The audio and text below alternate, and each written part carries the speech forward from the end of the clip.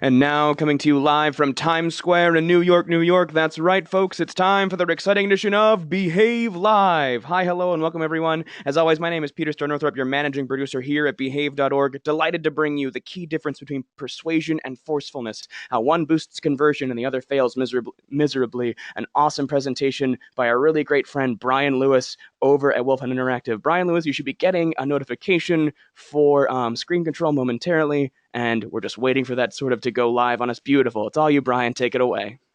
Awesome. Thank you so much, Peter. Wow. I never know how to follow you up, Peter, because you are so good at what you do. I'm just it's all noise, man. You're the one with the actual content and the brilliance here. I just make And that's the other thing about you, Peter, is you always set that bar so high. So I better jump into this. Just real quick, good morning, good afternoon, good evening, wherever everybody is in the world. My name is Brian Lewis, and founder, CEO of Wolfhound Interactive. We're a digital marketing agency in San Diego, California. I'm not going to talk about us because you guys did not join this webinar to listen about Wolfhound Interactive, but I'll be happy to talk with you offline about that. Instead, what we're going to be talking about today is, as Peter said, the difference between trying to force your visitors to convert and persuading them to do what they wanted to do all along, and why one of these consistently outperforms the other. And of course, you can guess which one. I don't have to tell you that.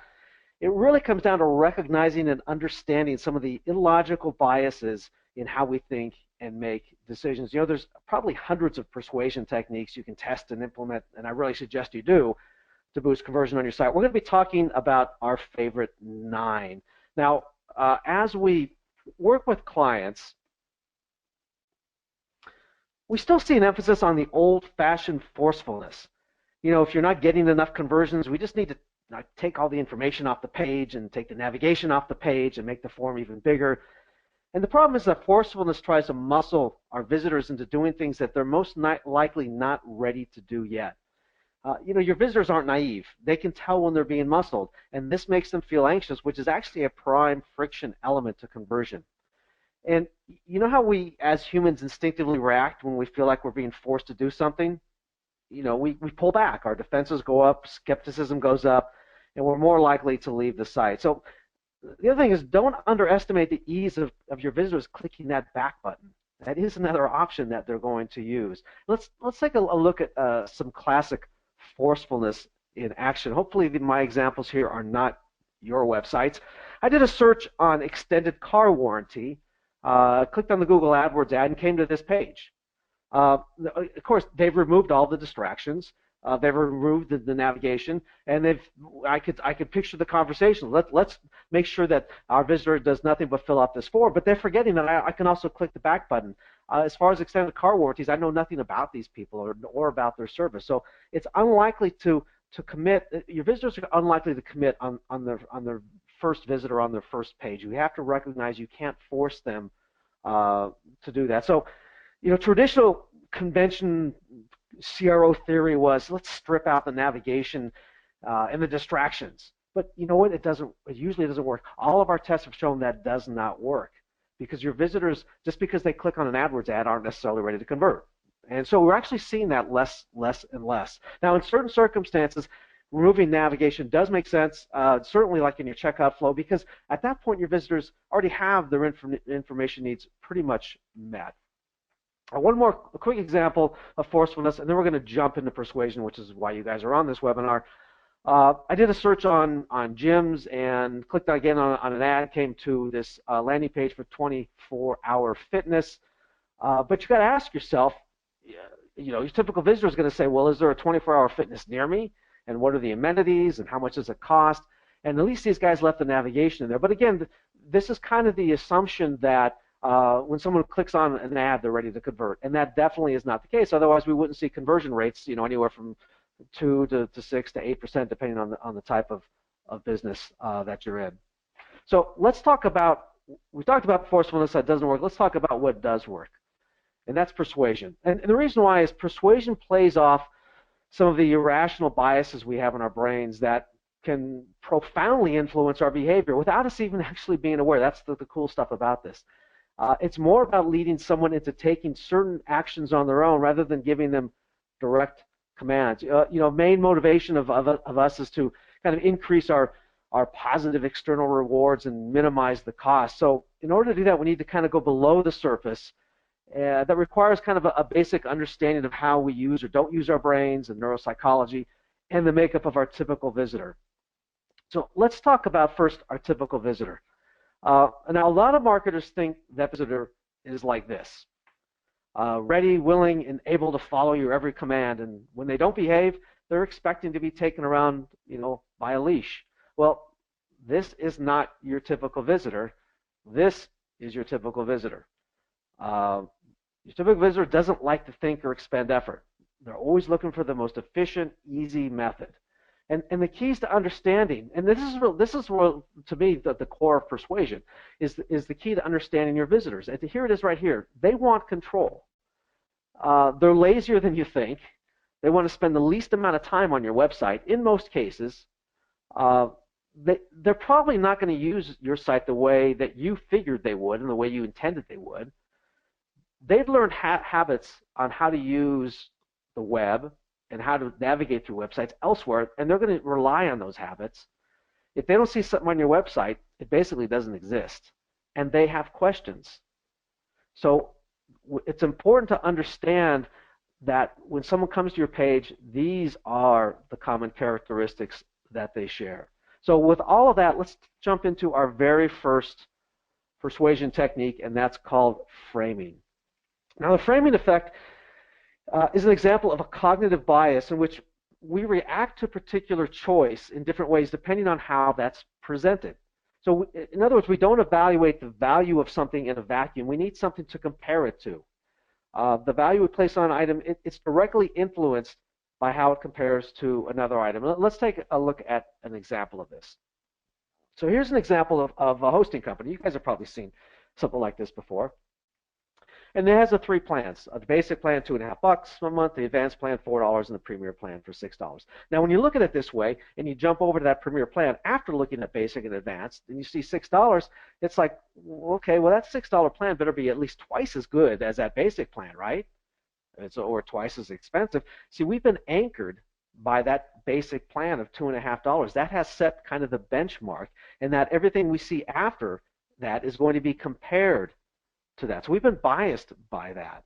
So maybe they're in the wrong order. If we want our visitors to opt for the advanced or premier plan, maybe we should think about reordering these and having the most expensive plan first. Because if we jump on this page and we see the first plan is premier at $6, suddenly now that advanced plan looks a little bit more reasonable. Oh, it's actually cheaper. It's $4. And we've done some tests like this, and this actually reversing the order has worked and increased conversion along with average conversion value. And here's an example of a company that actually does that. High-Rise, if we look at the individual components here, or our choices, we have the premium plan for $99, which is the most expensive, then followed by the plus plan for $49, and the basic plan for $24. So when we're anchored with that $99 plan, that plus plan seems relatively inexpensive.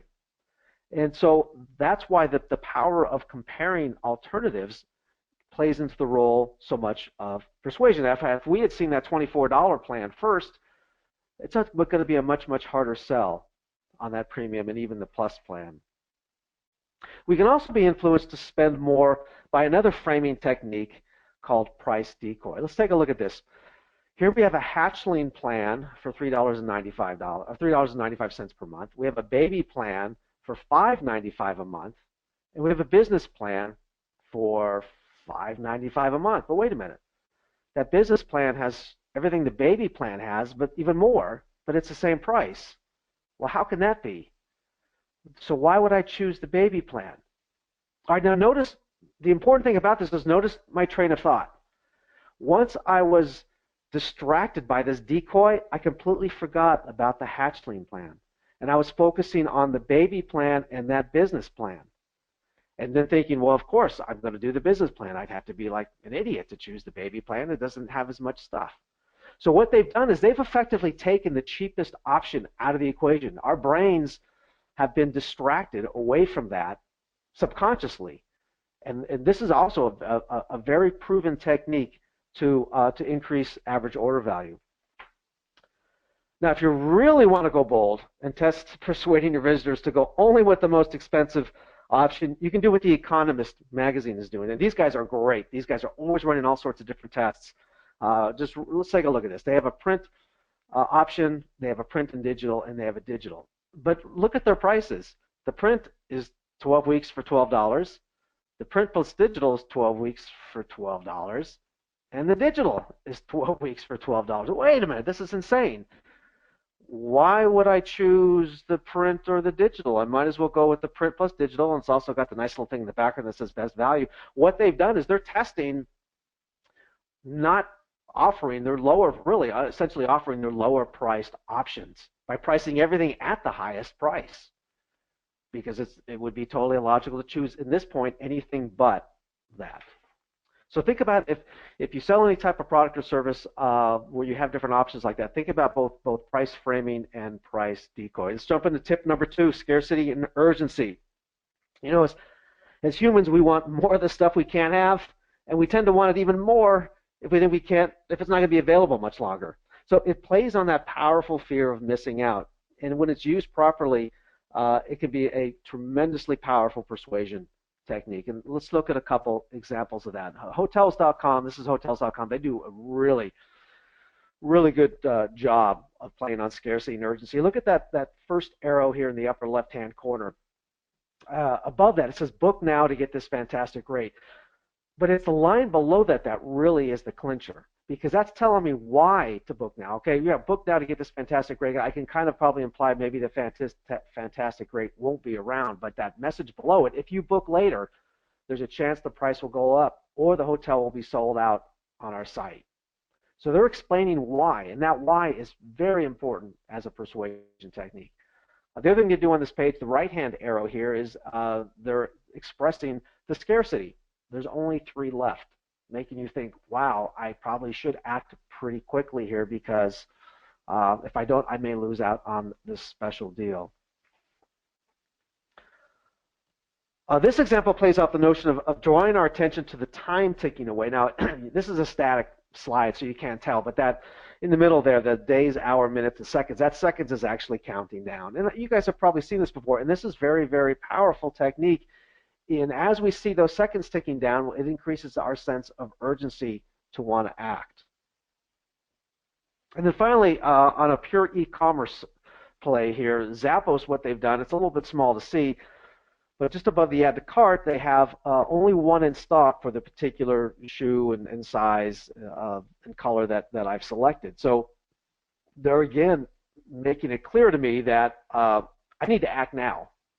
Now, here's something you may want to, if you're in e-commerce, you may want to test the inclusion of a line that says maybe more coming soon, which kind of plays a little bit against the scarcity and urgency, but it also reinforces that there will be these available if I'm not ready to make that decision right now. Or maybe testing an alert me link that pops up an email grab for the visitor to fill out so that they can be notified via email when a stock is replenished. So think about your product or service in terms of how you can add that element of scarcity or urgency in helping to motivate your visitors to act now. All right, tip number 3, illusion of control. Now, when your visitors are on your site, they have their own agenda, and they want to, as quickly as possible, satisfy that agenda, and they want to do it by taking control. They want your help in providing clear entry points and obviously logical navigation, easy to understand messaging, but they want to feel like the decisions they're making are their own. In other words, your visitors are control freaks, and they become very anxious when you take that control away from them. And as we said before, anxiety is a major impediment to conversion. So how can we make our visitors feel like the decision we want them to make or act on is much more their decision and less our shameless promotion? And we can do that by simply adding what we call passing control phrases. And these gently reassure them that they are in control. And here's some examples. And I'm going to show you an actual real-life example where this, I think, in context will make a little bit more sense. But phrases such as "it's up to you," "it's your choice," you make your own mind up, whatever you like. Of course, you are free to choose. And notice they all have the word "you" in there because they're focusing the fact that this is all something that you control. The principal work here is emphasizing your visitor's freedom, confirming that they are in control. And when they feel like they're in control, they're more likely to accept your suggestions. So, again, how do you feel when someone's presenting options to you and they say one of these things? You're going to feel a little bit more comfortable moving forward. Let's take a look at an implementation of this. Okay, here we have a call to action of trying to start a free quote. You could save an average of $396 on auto insurance. Start free quote. Now let's make a very subtle change to this. You could save an average of $396 on auto insurance. It's your choice. Start free quote. So we just added 3 words there. Very, very subtle. But you can see how it changes the axis of control over to the visitor. And it's like, well, yeah, I guess why wouldn't I choose to see if I can save $396? So especially you lead generation folks, where you have a form, phrases like those passing control phrases, definitely test those. Those could be quite powerful persuasion techniques. Another persuasion technique within this section would be see for yourself. Again, what we're trying to do is communicate that I, as the visitor, am in control, and I can make my own decisions instead of trying to force or trying to accept the marketer's claims blindly. So think about how you can use phrases like this to convince your visitor that they really do have control, that the decision you want them to make is actually the decision that they want to make. Tip number 4, minimizing the pain. What is pain? Well, effort's pain. We have cognitive effort, which is using our brain. That's pain. Visual effort, which is having to use our eyes to decipher and make out designs and things on your page. That's pain. And if we have to scroll and click on things and type things, that's pain, physical pain. But it's also important to understand that paying money is pain. There was a recent study that had participants viewing products while they're laying in an MRI scanner. And these researchers were studying which regions of the brain activated during each participant's decision-making process. And this study's finding was that the pain centers of the brain activated when these subjects saw the prices. So they equated the price with pain. So what are we going to do about that to help try to minimize that pain? Well, we can do what a lot of restaurants do. Notice this is a menu here. Notice what's missing on the prices. We don't have dollar signs. We don't have a decimal point. We don't have cents. Because the restaurants don't want you focusing on how much this is going to cost. They don't want you focusing on the pain. They want you to focus on the gain part of it. So restaurants do a very good job of that. And the reason why is our brains encode numbers so quickly and actually beyond consciousness that we encode the size of the number, both the font size and the number of digits, before we're even finished reading it. And so here's an example of, let's say you sell Bose headsets, and here they're $229.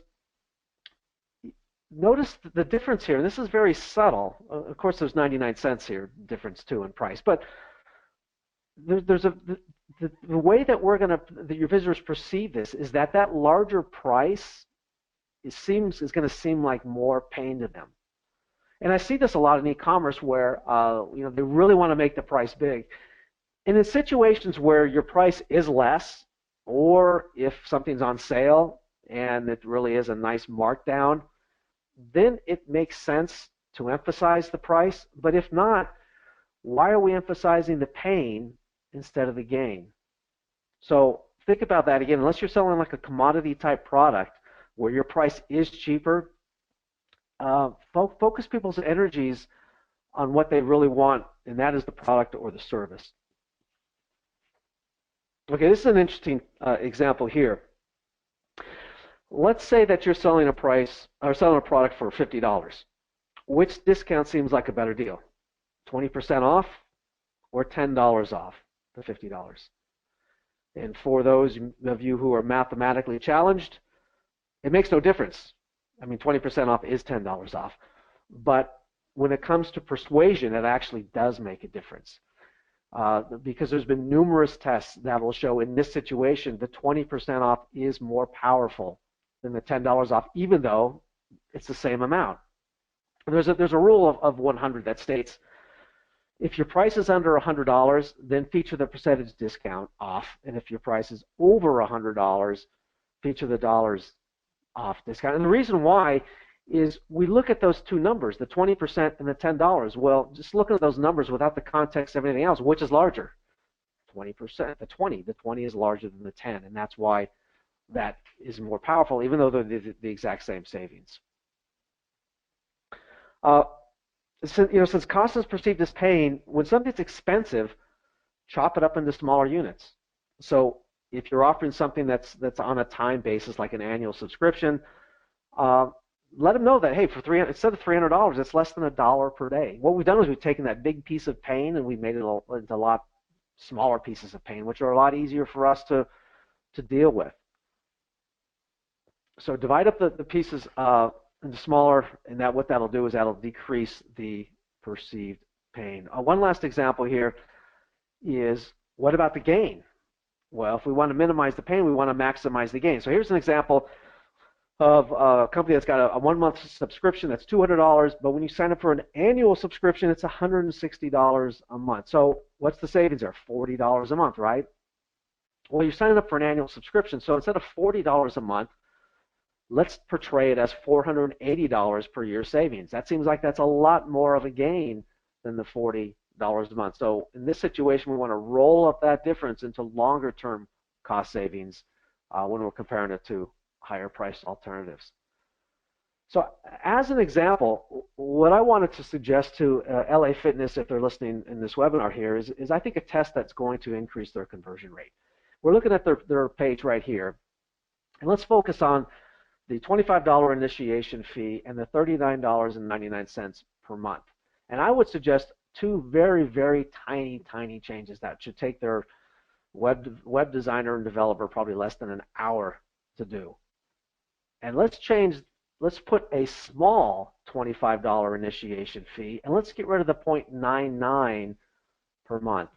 So what we're doing there is two different things. One is we're reinforcing that initiation fee is small. And it really is, right? 25 bucks. So let's tell people that's a small fee to pay.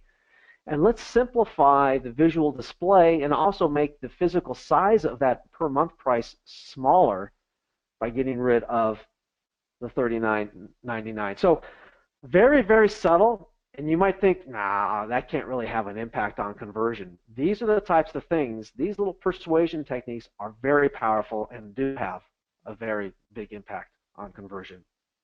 All right, you guys ready for tip number 5? Power of loss aversion. Now, we've often been told to focus on the positive of what our products and services can do, right? Sell the benefits. However, there's another side to that, and that side is the power of loss aversion. And loss aversion refers to the tendency that we strongly prefer avoiding losses more so than we prefer acquiring gains. There's been a lot of studies that show that people feel losses much more deeply than the gains of that same value. In other words, it's better not to lose $100 than to find $100. I'm more concerned about losing $100 than I think about the gain of finding $100. It's appealing to a very, very powerful emotion. And the way it can be done is in headlines and subheads. Intuit does a good job of that.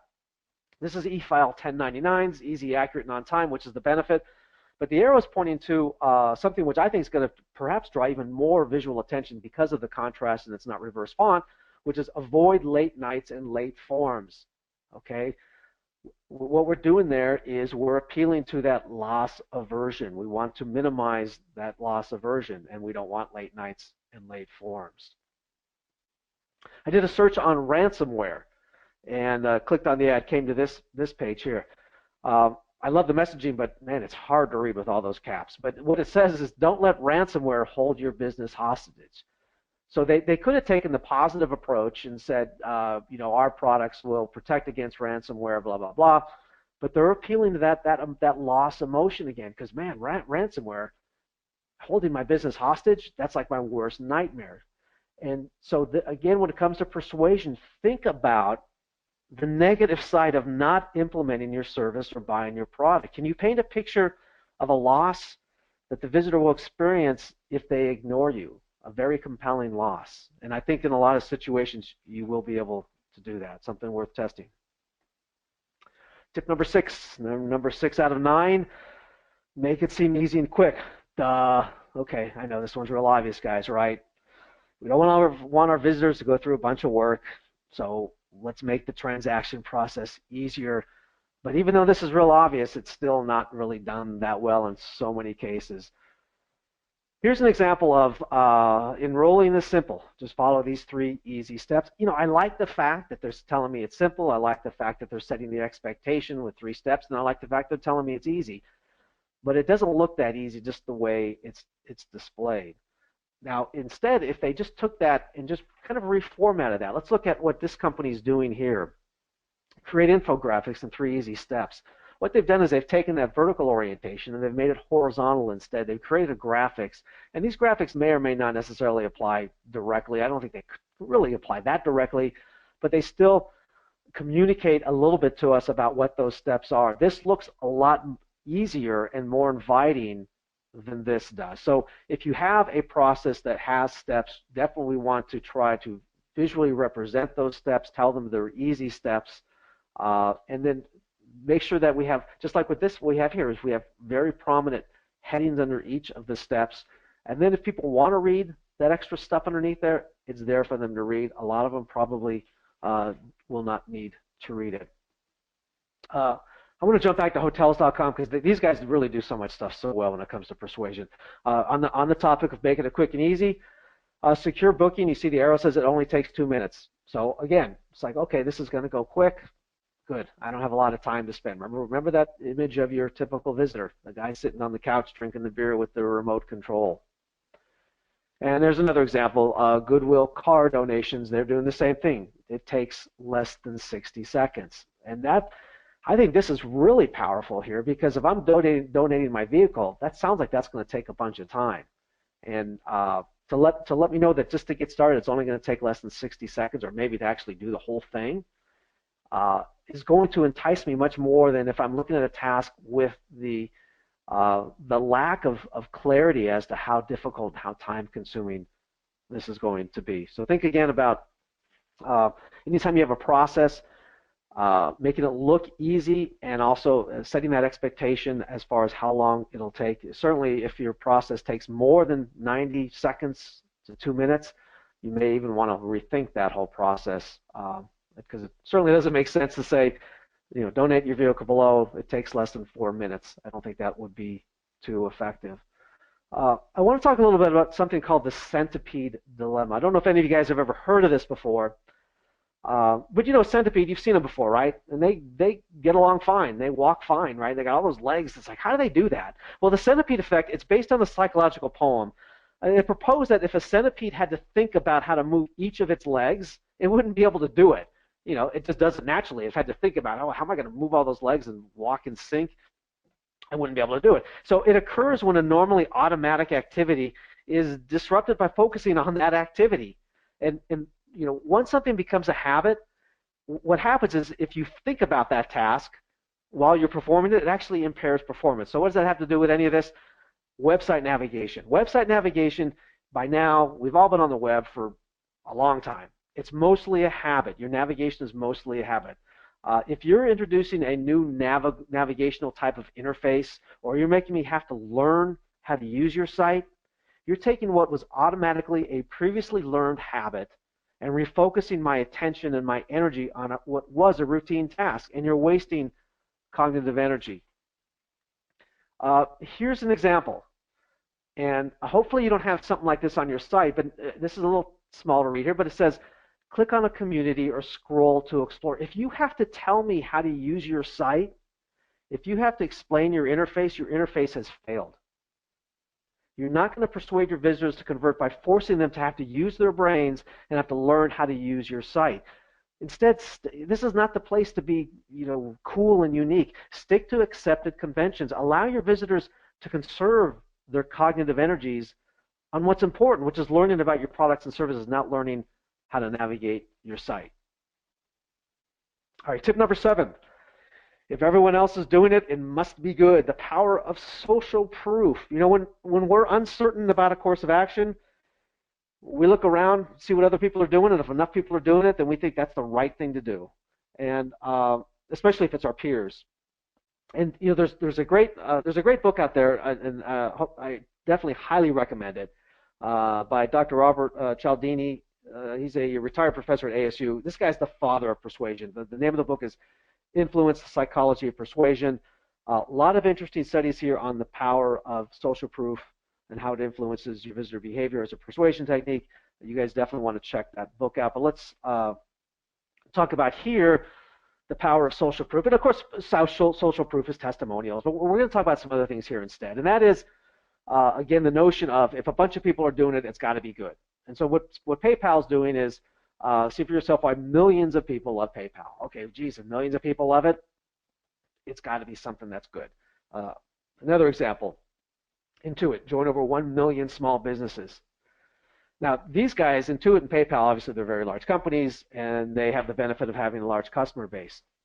So you may not be able to make these kind of claims, but think a little bit outside the box. We worked with a promotional products companies. They sell logo pens, and they've been in business for about 12 years. And we could have done the join the over 50,000 customers who bought our pens. But what we did instead is we did the math, and we figured the average order was like 200 pens, and there's 100 pen orders per day, and that over 12 years, and it came out to be something like 75 million promotional pens. So that number definitely seemed a lot more powerful than just the number of customers they had. So if you're going to try to use this technique, think a little bit more about maybe the number of products. If you're small, think about the actual number of products, number of users. I mean, 1 million small businesses, that actually could be 15 million users into its case, depending on how many actual users of their software. Okay, we're coming up to the home stretch here now. Tip number 8 of 9, beware of visual crowding. There's a fundamental limit on our conscious visual perception and our object recognition. In other words, our eyes easily go on overload when we're presented with too much visual stimulation. And this can be a very, very common and major impediment to persuading your visitors to act. What happens is that the objects can be easily identified in isolation on their own, but when you throw them all together, they just become indistinct and jumbled. And here's an example from ADT, a security company, that does that. I mean, look at this. We can see a banner. We know what the little banner to hurry, offer, end soon. We can see the form on the left. If we focus on those things at the bottom, they look like buttons. The problem, though, is that with all of this clutter, our brains just refused to expend the effort to go through and make some sense out of all of this. And if you look at a heat map, this is what you're going to see of this page. I mean, eyes just darting all over the place. So if you have look at your pages for visual crowding, because if you're not creating an environment where the human eye can easily go from one element to the next, you're really dissuading your visitors from interacting on your site, let alone buying your product or service. Now here's ADT, the same company, with a different page. Notice the difference. If we jump back here real quick, okay. Total visual clutter. I don't know where to start my visit experience. This right here is much more standard. Definitely is going to be a better way to get your visitors to interact on your site.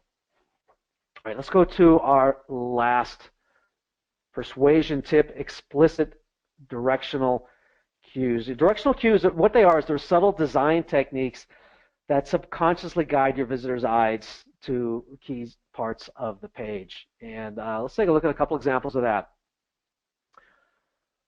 The first thing that we tend to, as humans, look at on a web page is if there's an image of a person, that's going to attract our visual attention first. We can't help it. It's instinctual.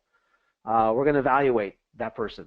Are they a friend? Are they a foe? Does it remind me of somebody I know? Is it someone maybe I want to date? I mean, those are all the things that our brains go through. So the first thing when we land on this page, whether we're male or females, we're going to look at her face. And then the next thing that we're going to do is, where is she looking?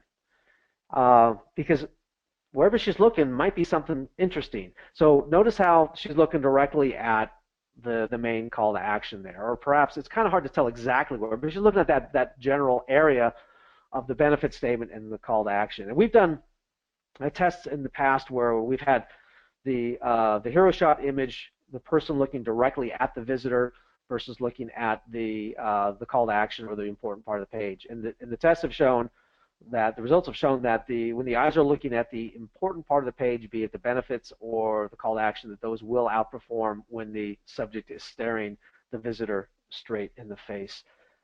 Another thing about this is there's a reason why, and I didn't talk to these people, but this is my observation, why that brown box, it goes from bright brown or almost gold upper left to dark lower right. And that is because our eyes are drawn to brighter areas of a page first. So what they're doing is they're helping guide our eye through that section, reading the upper left to the lower right. So a very, very subtle design technique that guides the eye into reading what we really want our visitors to read without forcing them to do that with all sorts of screaming bright red colors. Another directional cue technique that works well is notice there's an arrow on the Get Your Quote button there. You know, the arrows communicate forward progress. They do tend to work well when in situations where the visitor is in a flow to denote that forward progress. And then finally, these visual cues, you know, these, I laugh when I see this page. These guys must have gotten the memo on arrows and directional cues. They're obviously trying to draw our attention to the form. I mean, look at, we've got the green swoop that kind of draws us there. We've got the blue arrow. We've got the green area order by phone, which has a little pointer pointing to the form. Then we've got these blue arrows on the right. So they're clearly wanting us to go to the form. Now, here's a note of caution. Remember we talked about one of the persuasion tips is minimizing pain. And we talked about primarily price, but we mentioned before we got into price, one of the elements of pain is effort. And on this page, the effort is going to be filling out this form. The gain or the benefit is what's on the left. So you got to be a little bit careful with not overdoing this directional cue, because what's happening is we're focusing entirely, or not entirely, but primarily on the form. And I mean, look, your visitors are going to find your form, and yeah, directional cue will help guide them there. But we don't want to lose sight of, I'm on this page to learn about AT&T's high-speed internet service, much more so than I am to fill out a form. So you use this one with a little bit of caution. All right, you guys made it. That wraps up the 9. Let's just review these real quick before we close out the presentation, open up the questions. So the 9 that we went through is framing, remembering that the way that people evaluate a product or service is by comparing it to something else, and also price decoying. Scarcity and urgency, we tend to want more of what we can't have, especially if we think that it's not going to be available in the near future. Illusion of control, we don't like to be led around a website. We want to be the ones that are driving our visits. Minimizing the pain, we talked about that in terms of how you're going to display pricing on your site. Power of loss aversion. Sometimes the expectation of what we might lose can be greater than the expectation of what we might gain. Making it seem easy and quick in terms of what kind of graphical displays can you do when you have some kind of flow or process. And also if the process only does take 30 seconds, 60 seconds, 90 seconds, remind me of that, set that expectation.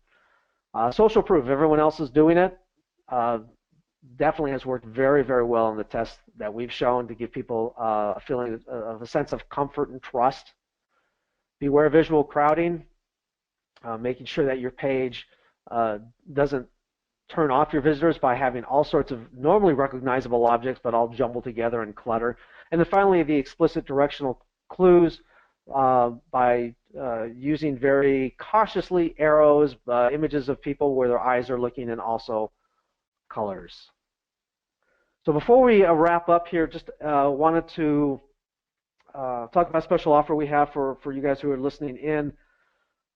It's a conversion assessment offer. What we're willing to do here is we'll do a 30-minute recorded live online review of your site. We're going to be looking at not only the persuasion techniques we've talked about in this webinar, but also uh, other conversion uh, elements on your page and conversion speed bumps.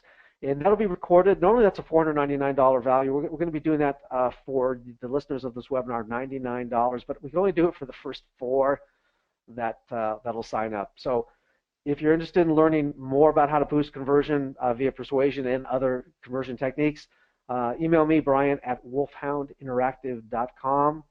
Again, we can only do the first 4 folks that respond to this. All right, and with that, I'm going to turn this back to Peter for questions. All right, awesome. Thank you so much, Brian. We've had a lot of discussion in the comments so far, so I think I'm just going to keep it to a couple of main lines. First of all, thank you so much for your perspective. Ladies and gentlemen, if you'd like access, if you'd like to be one of those first 4, you can feel free to check out the GoToWebinar questions box as well, where I've given you a clickable link to Brian's email address, brian@wolfhoundinteractive.com, just to make that a little easier for you guys. So getting through the questions, the main theme for most of them is a lot of these persuasion techniques are really solid and on point, but a lot of the audience is worried. Is there a point where some of these persuasion techniques can become forcefulness? Like, is there the key thing the audience honed in on was urgency? Is there a way to sort of overdo the urgency game to be like, you must buy now or it doesn't count anymore? And I guess the main question becomes like, how do you make sure in your testing, because we are testers here, how do you sort of get up to the line but don't cross the line between persuasion and forcefulness for all of these techniques, specifically right now, urgency? Yeah, that's really a great question because there isn't a fine line. It's more of a continuum. And I think a good example is if you think back to the hotels.com slide there where they had, the main message was book now. And then the message below that, which was really the scarcity and urgency, was, we can't guarantee, whatever it said, we can't guarantee this rate. And what was key about that is it was relatively small. It wasn't screaming red, bold. It wasn't the thing that attracted your attention immediately to the page. And so I think that question is completely spot on because you can actually take a few of these persuasion techniques and turn them into forcefulness by playing too strong of a hand with them. And remembering that the subtletiness of them is what really can make them effective. Now, of course, you can go to too far the extreme where they're not even going to be noticeable. But in many cases, if you think back to some of these slides, those, especially like those control phrases, what's up to you, or even the ones where only takes 60 seconds, those were secondary or subordinate messages or messaging to the primary. So they were there to give you that nudge. They weren't screaming out as the primary message. All right, awesome. So it's just a matter of figuring out what the primary message is and kind of sticking to it then? Yeah, because the primary message, and I guess I'm talking about all except for maybe the loss aversion. I mean, because in the situation of loss aversion, that can be the primary message. If you think back to the slide with the ransomware, don't let your business be held hostage. And I guess I could say some people could say, well, isn't that forcefulness? Well, not really, because what we're doing is they did it in all caps, and it really kind of was screaming. But what they're doing is they're playing on that fear of what's going to happen to me if I don't use this particular company's software. Now, if they had this form that was right next to it with that just pushed me into the form without giving me a chance to learn any more information, that certainly would be much more forceful. But yeah, I think that. I mean, the primary messaging is going to be what sets you apart, what is the value, and the heart of that is really understanding your visitors, and understanding what's going to be important to them and what their level of knowledge is. So I think the primary messaging has to be around the task orientation and Right. the goal orientation of your visitors, but it's supported by the persuasion techniques. Exactly, and I think for that specific example as well, design also takes a major role in keeping you on the persuasive side, because that was white text on a kind of plain sort of soft or orange background. You still get a little bit of the urgency and the almost red of the orange, but that white text is going to make the hey, your website could get taken over a far easier sort of pill to swallow. Just getting to our design sign, friends in the audience. Keep that sort of thing in mind. If that was black on red, that would be a nightmare, and no one's going to pay attention to that sort of thing. It's way over the top, but you give a urgent message gently. It still conveys that urgency without sort of overwhelming the psyche of the person, or at least Yeah. that's. Yeah, I mean, it really is an awesome point. I mean, I'm thinking back on most of these slides, and if you recall the Zappos slide where there was only one left in stock, they didn't go overboard with that and have that be the primary message headline on that product detail page. It was just right above the call to action, and it was relatively muted as just kind of one of those things to nudge you, not to try to be the primary force in making that decision for you. Absolutely. And so to back right into scarcity specifically, this seems to be something. There's a teeny tiny little flame war going on in the comment section. And I want to get your weigh in on it. A lot of discussion about the idea of sort of lying about your scarcity, saying you only have like 3 of these items left when you've got 30. Is that shady? Do you keep it honest? Like what's your take there in terms of announcing the scarcity of your objects? Do you use like a specific number? Do you use is there a better way to frame the scarcity of what you have? How can we sort of navigate that without having to get too shady, or is it okay to be shady? Is my question. Yeah, that's a really tough question. But before you even decide whether to be shady or not, I think first you have to test the whole concept. I'm really not a big fan of not being transparent with your visitors. So I guess that's maybe an internal corporate philosophy decision that the marketer would have with, or maybe they have the power to do that. I think at some point, a company should draw the line in terms of, how honest they want to be, or actually jumping over that point to being dishonest to try to get more sales. So I would not recommend, for the sake of increasing conversion and average order value, to misstate or misrepresent anything to your visitors. There's probably a 90% chance it'll never get out, but boy, if it ever does, you're gonna have a hard time ever overcoming that obstacle. Yeah, that's my whole point too. That sounds like a nightmare scenario I never want to get in. If somebody's just playing around with the UX on your site and can figure out there's no way there's still 3 specific ones left. There's been 3 left for 5 days. You did sell 3 items. How dare you? So Yeah. yeah, I always feel like there's a better way to frame it. Rather than saying, hey, instead of saying, hey, there's only 3 left, say we might sell out of these soon. We've been selling a lot of them lately. Like, don't use that exact messaging. Test it, obviously, please, Mother of God, test it. But find the language that conveys the scarcity without giving out a specific number, unless you are at a desperate sellout zone.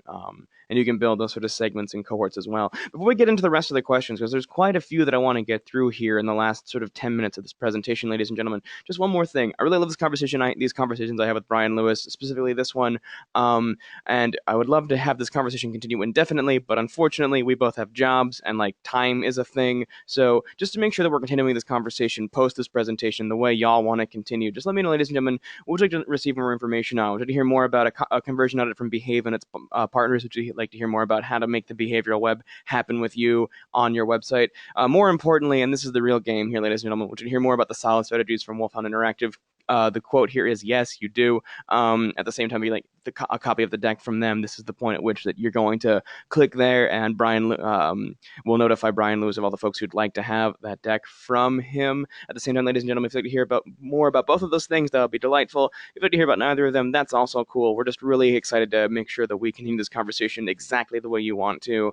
So folks, thank you so much for voting so quickly. I'm getting this poll out of the way, no need for the results, and we're just going to mosey right back into this sort of question section. Real quick, sort of just what am I talking about? Physical question here. The heat map you saw for ADT, Brian. Do you have the tool that did that heat map? Just out of curiosity. Yeah, that's Attention Wizard. Okay, Attention Wizard. All right, so I'm going to send a link to the folks who asked about that. Now, just a real quick question from a friend of the show, Jamie, just going right up the ladder here. So in terms of failing miserably, do we mean that we actually lose conversion, or we just lose the faith of the customer? And I feel like that's kind of the same thing, right? Well, yeah, I guess you can't lose the faith of the customer until they're your customer. So, what to me, what it is, it's more like you're just losing that visitor. Yeah.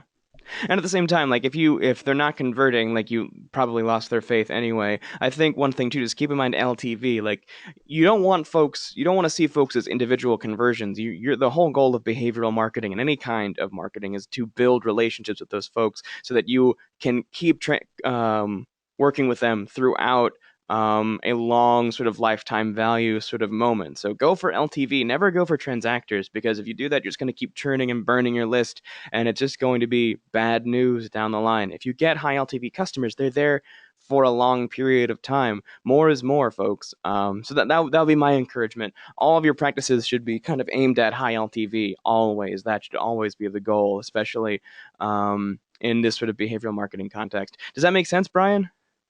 Absolutely, and then those long-term guys, those are your fans. Those are the brand worshipers. Those are the guys that are going to go out and talk about you positively. So yeah, much more so. It's a super point, Peter. Absolutely, yeah, like that, and that's the goal too. Like, it's so much better to get that word of mouth advertising. Like, SEO is great, and good acquisition on all your sources is neat, but like, you'll never get better traffic sources than those folks who actually like you and don't even like go through like a referral source to send you out. That they just talk about you. So always go for those LTV moments and avoid those things where you even have the hope of being shady. There is some value to the specific numbers, and to the folks in the audience, I will concede that point to you. But remember, that could come at a very significant cost. So perhaps just find a better wording around that. In terms of sort of the rest of the questions, do you think that last example for directional cues with AT&T, is there a possibility that's like that's directional cues overdone? Should you have that many arrows usually on your site? We saw about 5, and a lot of the audience is saying all you really need is that green swoop. If you want to go back to that slide real quick, just didn't know if you thought there was a line you could cross there as well. Yeah, and how about I answer that? Answer that. Let's see. What do we find? There it is. Right, Okay. this guy. Yeah, yeah. I mean, the way I answer that, and this sounds like a cheap cop out, but it really is the right answer. And you got to test it. I mean, here's the thing. I pointed out all of those directional cues on, when we were talking about the slide. So some of those, are going to be operating kind of at a subconscious level. I mean, okay, that blue arrow, that's pretty obvious, but even those green lines, it's fairly subconscious. The green little, the order by phone, that green little pointer is fairly subconscious. And even those blue arrows there at the left, your conscious brain may not necessarily pick up on that. I mean, so yeah, when you look at this page and you analyze and you say, oh my God, there's lots of arrows. This probably is an overkill. Well, yes, because we're analyzing the page for that. The only way you're going to know for sure, really, and this is not a cop-out, is to test this, because I don't think that your typical visitor is going to go through the same type of visual analysis that we went through when we looked at this page and identified all the different places that were pointing to that form. Absolutely, yeah. It's definitely a testing game. I mean, especially with AT&T. I mean, AT&T, folks are just testing the depth of these pages. Maybe they added one arrow one at a time, and eventually they found this sort of optimal pattern. But I guarantee you, folks, that there was method to what appears to be madness. Those who are saying that this looks like madness. Just time for one more before we go into sort of final thoughts. Most important thing, we're gonna keep going on this customer loyalty line. Just real fast question. I'm interested in customer loyalty. Do you have any experience in seeing that using forcefulness will achieve conversion but doesn't actually get us returning loyal customers? I feel like that's a really broad question to get into. Can we race through that real fast, Brian? Yeah, I think it's going to depend on what that forcefulness is. I think for the most part, if if a company lives up to its obligations, it, that your customer's not going to necessarily remember that it was kind of a forceful visit experience. Because if it was that bad, then they probably wouldn't have converted, would done business with you and converted in the first place. So that's why I kind of go back to what I was saying before about the importance of transparency and honesty. That if you were able to convert somebody by throwing up a landing page with just a form and no navigation, no other information on it, I don't think they're going to have any negative thoughts in the future about you, because they're probably not even going to remember necessarily that they went to a page that was trying to muscle you into conversion. Absolutely. The worst thing is not being remembered negatively. The most likely thing is just being forgotten altogether, given the number of websites folks visit a day. But with that, Brian Lewis, any final thoughts from you before I go ahead and read the credits here? Again, thank you so much for being here, man. Well, thank you, Peter, and thank you to Behave.org. It's always a pleasure to be working with you and talking with the audience, and also sharing some of the ways that we found to increase conversion. Absolutely, and it's just a delight to have your perspective as well. Audience, thank you so much for your awesome questions. I'm going to be forwarding them over to Brian as well so we can get through the rest of them, so rest assured you will be answered. Just so you know, this was a production of Behave.org. It was hosted by me, Peter Starr Northrop. All the amazing ideas you heard came from Brian Lewis at Wolf Hunt Interactive. Feel free to either A, check out wolfhuntinteractive.com, or just email Brian at wolfhuntinteractive.com just to hear more about all the cool stuff they're doing to make the internet a more awesome and high-converting place. Just so you know, ladies and gentlemen, our demand generator for this presentation was Paul #TheMachineLee. Our executive producer was Julia Spano, and our script supervisor for the opening credits was Millie Meta. Thank you so much, ladies and gentlemen. And as always, we'd like to leave you with peace, love, and behavioral intelligence.